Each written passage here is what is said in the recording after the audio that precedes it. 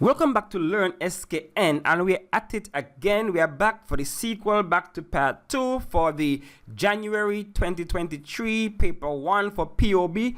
And once again, just like to shout out friend of the channel for providing me with this paper. Enough respect, enough appreciation for you. You know who you are. Also, anybody else have any paper 1s that they would like us to do here from maybe Agriculture Science 2022? Then you can email that, or Econ paper 1 2020. I think I have 2022 already, so any other, just let me know. Alright, guys, so let's just jump right back into where we left off last video. So we look at number 1 to 30, so we're going to jump in from 31 to the end. And as I have been saying, this paper is very interesting in the fact that CXC really trying to reformulate their paper 1s instead of just dragging and dropping, copy and pasting from previous years. So I can applaud them for that, but we are here to help you to get acquainted with their new pool of questions. 31. Which of the following situations is necessary for the existence of a market? A. Government regulation. B. A face-to-face exchange. C. A fixed location for trading. Or D. Buyers and sellers interacting. And so the best answer here is, of course, the definition of a market is any situation that brings a buyer and seller into contact. So if you're combining the STEM with D, then that's the definition of a market. Any situation that brings a buyer and seller into contact, to interact. So it doesn't have to be a fixed place. It can be on the phone, the internet, whatever. Buyers and sellers coming together. For however way, that's the market right there. So that's D. 32. The primary function of advertising is to A. Promote brand loyalty. B. Promote public relations. C. Communicate information. Or D. Ensure a wider distribution of goods. And I've seen some debate about this particular one and the answer that I would have chosen. So for me, the answer is C. Communicate information. Some persons might have said its brand is to promote brand loyalty. Right, but you have to realize that advertising there are different types of advertising, right? There's the persuasive one, then there's the factual or informative one. At the end of the day, all of them are giving you information, communicating information about whatever good or service you have for sale. They either, if it's an informative advertisement, they might tell you where the place is, if it's a service, the opening hours, that kind of thing. Or they might put on the label, they might put on the nutritional facts or whatever. You know, so at the end of the day, even if they're comparing their product to something else with whatever hyperbolic statements they might make or whatever, it's still information. They're communicating information to you about their product. Whether it is it's better than this other one, or whether it is we are the best brand out there, it's information because they're telling you why we are the best. They're going to say, oh, maybe we are the number one in this, that, the other. So at the end of the day, the primary function of advertising is information. Whether it is truth or a little exaggerated, it's information nonetheless. 33. Which of the following activities carried out in a large firm will not be under the supervision of the marketing manager? So what doesn't the marketing manager take on? Is it A, packaging? Is it B, purchasing? Is it C, advertising? Or is it D, distributing? Packaging, advertising, distributing, all those are part of the marketing effort. And so purchasing now would come more under whatever department is responsible for procurement. So the answer is B, purchasing. That's not really part of the marketing machine. 34. Which of the following list comprises the elements of the traditional marketing mix? So the 4 P's. What are the 4 P's? So we have A, product, price, promotion, place. B, price, package, promotion, place. C, product, promotion, place, package. So anything with package, you know, that cannot be the answer because the package would be a part of the product. So the product, part of the product would be the packaging also. And so the best answer is A, product, price, promotion, place. Number 35. The acronym GPS stands for, and in today's day and age, everybody should know what GPS stands for. Everybody, students, everybody, because everybody have the phone, you have the smartwatches, everything, and we know GPS stands for A, Global Positioning System. 36. Which of the following list shows the correct order of the chain of distribution? So distribution channel right here. Which one shows the correct order? So we have A, consumer, retailer, wholesaler, manufacturer. B, wholesaler, manufacturer, retailer, consumer. C, manufacturer, retailer, wholesaler, consumer. Or D, manufacturer, wholesaler, retailer, consumer. So the traditional distribution channel would be D, right? Manufacturer, then they sell the goods to the wholesaler, who breaks it down and sell it to the retailer. Who sell it to the retailer, who would break it down and sell that to the consumer. So there's no way that the distribution channel starts with the consumer, because they're not making anything, they're consuming it, right? The wholesaler is not the manufacturer, and then you have the manufacturer, but the retailer is the one who takes the wholesale and breaks it down so they can sell to the customer, right? So D is the answer, the manufacturer, who then sells to the wholesaler, who then sells to the retailer, who then sells to the consumer. 37. Which of the following types of providers are FedEx and DHL? So those are courier services, FedEx, DHL. They ship your packages and whatnot. And so the answer here is B, third-party logistics. Why is it third party? Third party because it is outside the purview of the company. They are companies unto themselves, so they cannot be second party. Right? They are third party because they are not owned by whatever particular company might want to engage in shipping. And then fourth and fifth party, not all of them provide that, because sometimes FedEx would not provide everything. It's just the shipping they're providing, the shipping, and that's it. But some companies actually control other parts of the logistics chain, the supply chain. But for now, the best answer for FedEx and DHL would be third-party logistics. 38. Which of the following documents issued by the courier shows ownership of imported goods? So once you're dealing with imports, if not the airway bill, that's when you're coming in via the air, then the best answer here is D, the bill of lading, because that's normally when the imports via the sea, you have the bill of lading to show ownership, right? So that's D. Number 39, a supply chain is best defined as the, and you have a whole lot of word salads going on here. A, storage of work in progress and finished goods. B, processing of raw materials and components into finished goods.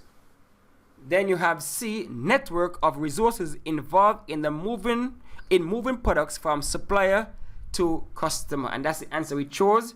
That's what the supply chain is all about. That's that intricate network of logistics and everything that enables the movement of resources from the supplier to the ultimate final consumer. So the manufacturing everything to the whole chain. You get the raw materials, you turn them into the finished goods, get the finished goods, get them to the consumer, and that is the overall supply chain right there. Number 40, JB Auto Company decided to export car engines from Barbados to Trinidad. Which of the following methods is best suited for transporting the engines? Okay, so this one is a verbatim repeated question. We have seen this many years before. So the answer is B, C. I mean, it's from Barbados to Trinidad, across the waters. So, it cannot be air, cannot be rail, cannot be road, right? So I don't know what kind of, it's an easy question. It's a very gimme question right here. All right, 41. Which of the following services are provided by commercial banks? So commercial banks would be your Republic banks, your Scotia banks, your First, whatever, First Federal, your whatever you have in your neighborhood. So the services. So we have some options here: controlling the supply of money. 2, offering loans to small businesses. Or 3, accepting deposits from customers. And so we know. So we see. Look at the options. You have A, B, and D contain number 1. What are they telling us here? Number 1, controlling the supply of money. We know that's not the job of the commercial banks. That is the job of the central bank. So that's the job of Bank of Jamaica, ECCB, Trinidad, Bank of Trinidad, whatever. So 1 has to be out of it. So the only option that doesn't have the number 1 is C, which is 2 and 3, offering loans to small businesses and accepting deposits from customers. So the answer is C. Number 42. Mr. Jones has several bills of fixed amounts to pay each month. His bank manager agrees to pay them monthly from Mr. Jones' account. This service provided by the bank is referred to as what? We have A, overdraft, B, acting trustees, C, standing order, or D, letter of credit. And the answer here is C, standing order, right? A standing order is a service where a bank would make certain payments for you once the payments are fixed, right? And that's what they say in the system of the question. So the answer is C, standing order. 43. Financial investment can be defined as A, assets that generate income. So that's what an investment is.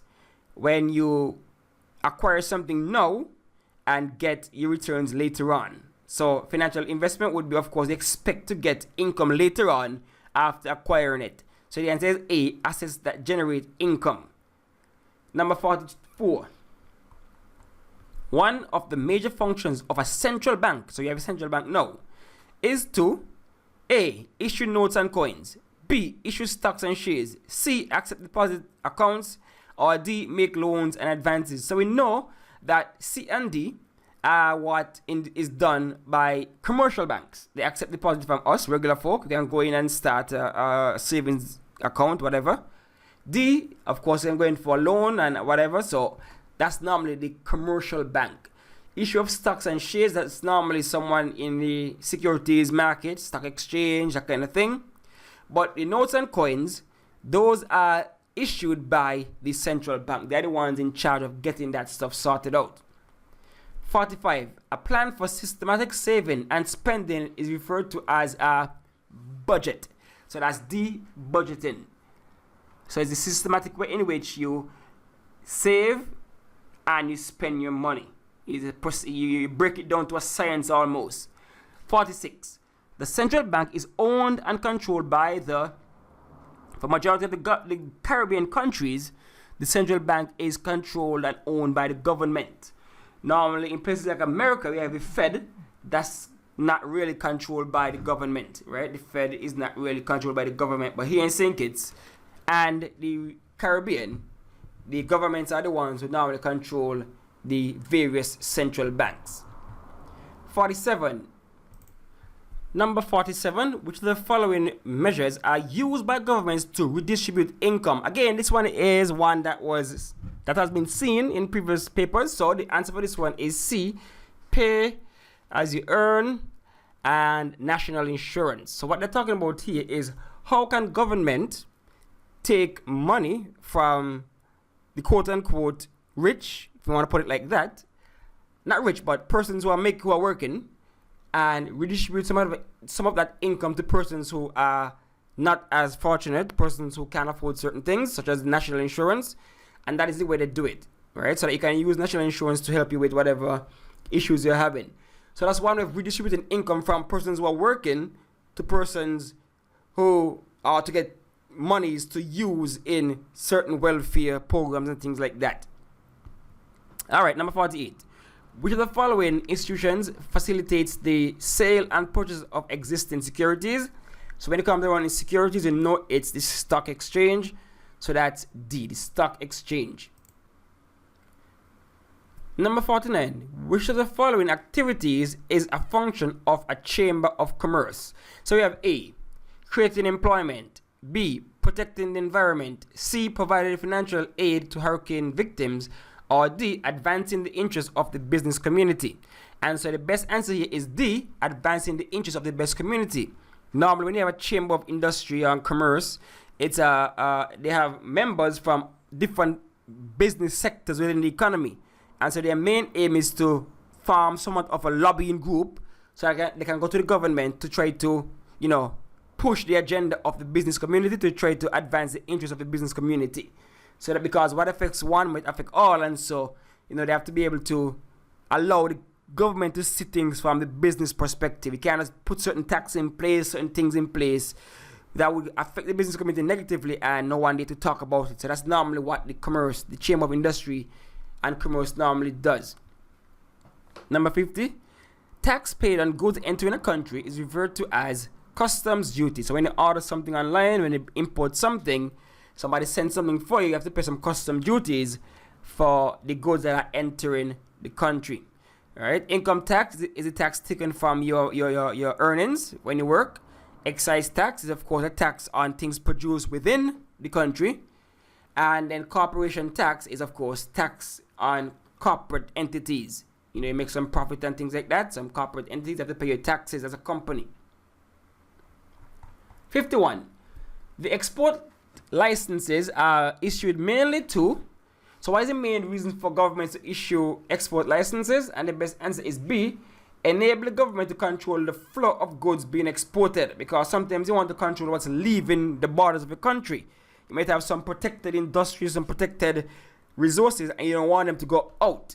And so when you apply for export license, based on what the commodity might be, the government might say, nope, we cannot allow this to leave. Maybe that might threaten your advantage in producing the particular good.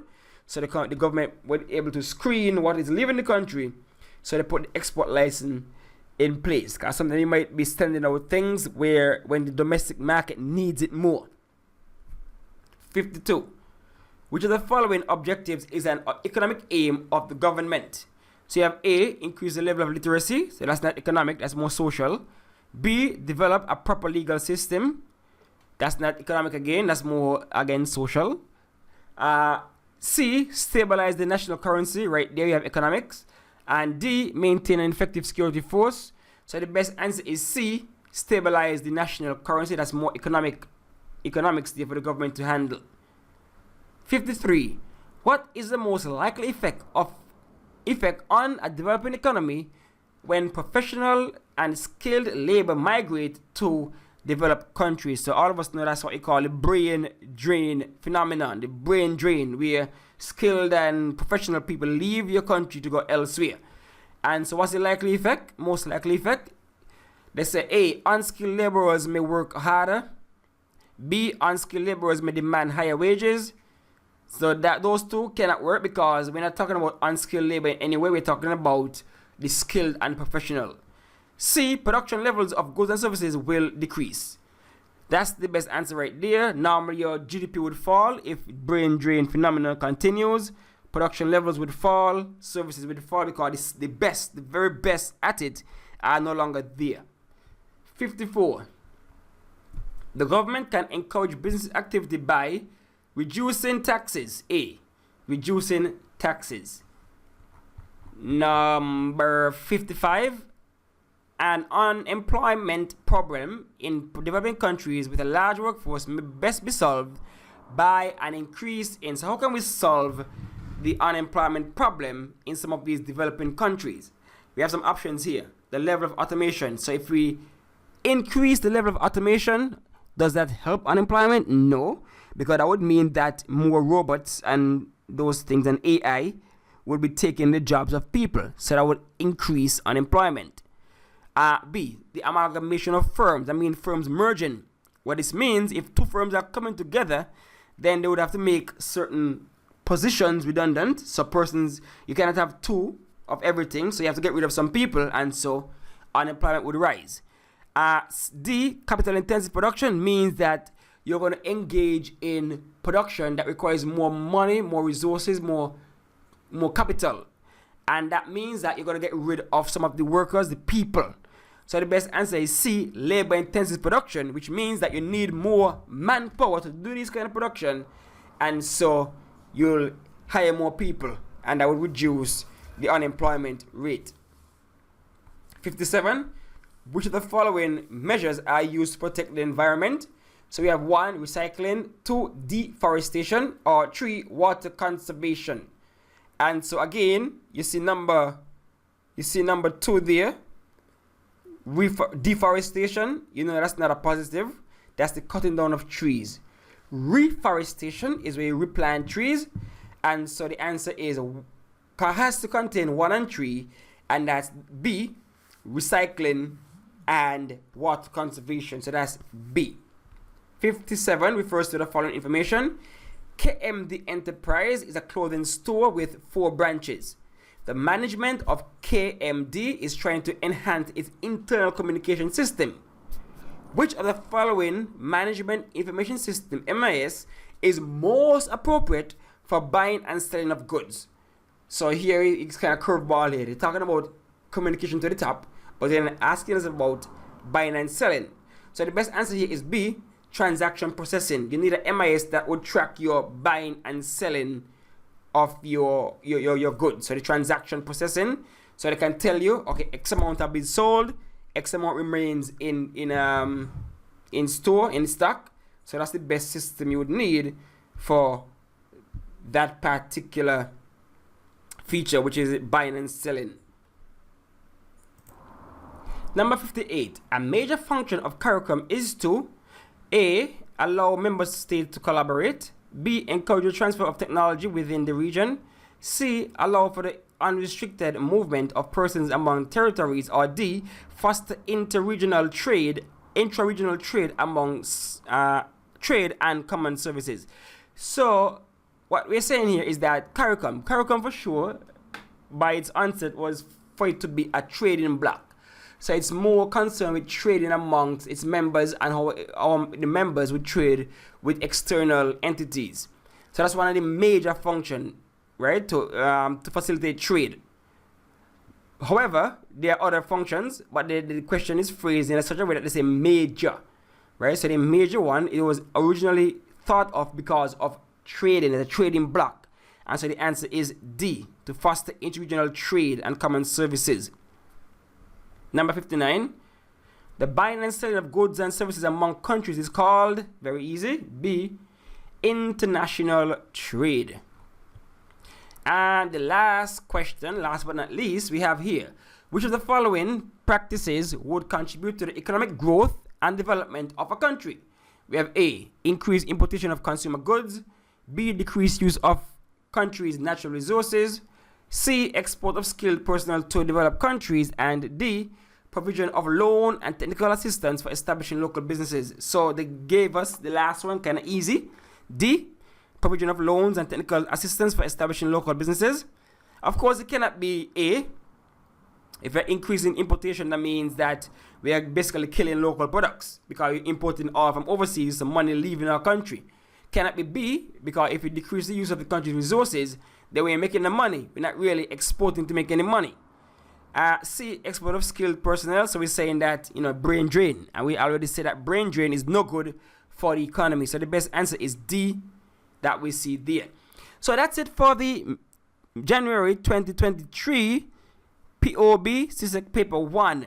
Right? So you know what to do. Like the video, subscribe to the channel, share the content, share with me any paper 1s that you have from recent times for a number of subjects that we do here on the channel, like history, like agriculture science, like economics, like POB.